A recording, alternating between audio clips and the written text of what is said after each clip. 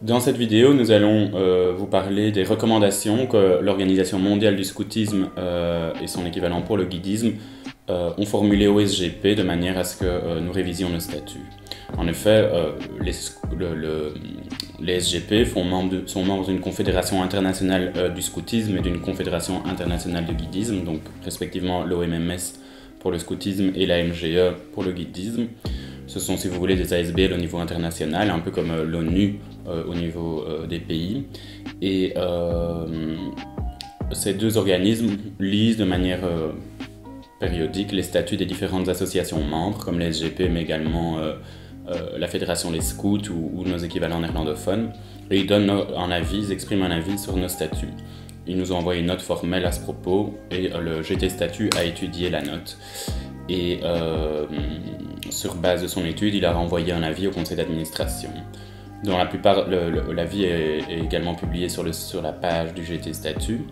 Dans la plupart des cas, nous avons choisi de ne pas retenir les recommandations de l'OMMS, donc cela veut dire que nous avons recommandé au conseil d'administration de ne pas modifier les statuts dans ce sens-là.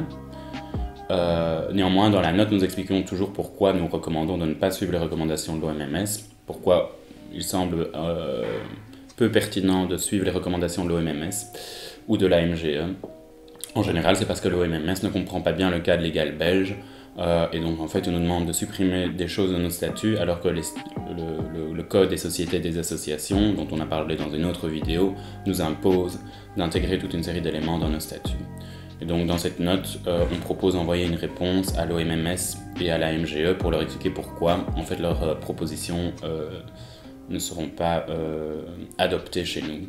Et donc contrairement aux autres notes, a priori, contrairement à la note sur le CSA, la note sur l'inclusivité ou sur le dépôt des motions, dont on parle dans d'autres vidéos, les conclusions de la note que nous avons remise au conseil d'administration à propos des recommandations de l'OMMS ne seront pas transformées en points lors du jour de l'Assemblée générale, vu que précisément on recommande de ne rien faire.